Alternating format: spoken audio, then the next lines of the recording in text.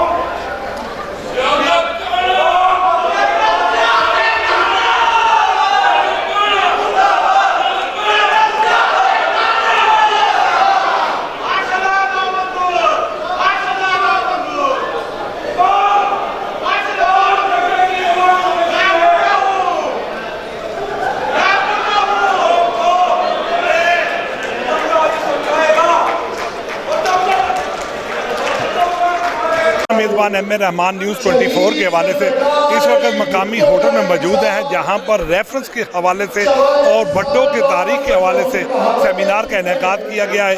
हमारे साथ इस वक्त मौजूद है पाकिस्तान के वज़ीर आज़म साबका वज़ीर आज़म राजा परवेज़ अशरफ साहब, जिनसे हम बात करेंगे आज के सेमिनार के हवाले से वो क्या कहते हैं। दुनिया भर के लोगों ने ये तस्लीम किया कि उनके साथ बहुत बड़ी ज़्यादती हुई है, नाइंसाफ़ी हुई है, उनके साथ एक जुल्म हुआ है।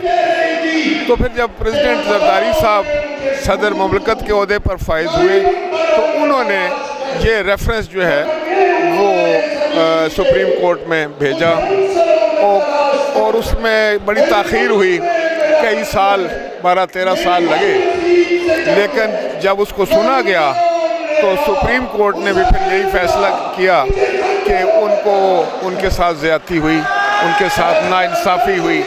तो मैं समझता हूँ कि तारीख़ ने खुद शहीद जुल्फ़िकार अली भुट्टो का मुकदमा लड़ा और उन्होंने उनको तारीख़ ने इंसाफ दिलाने की कोशिश की। सर इसका अब अजाला कैसे हो सकेगा? खाली ये रेफरेंस उसका अजाला तो नहीं कर सकेगा।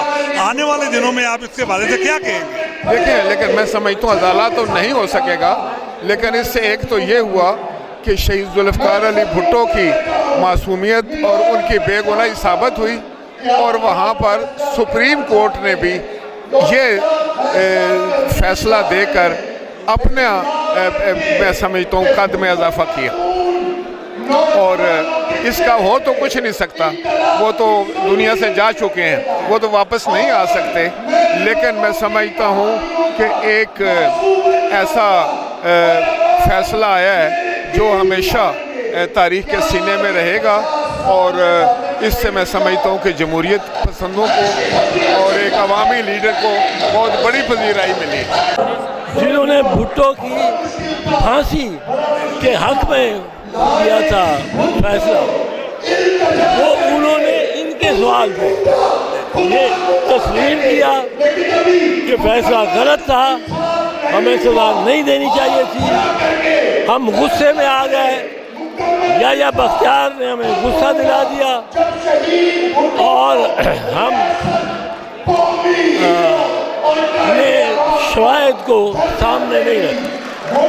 वो इफ्तिखार अहमद साहब दुरुस्त आए, हालांकि देर आए, बहुत देर की।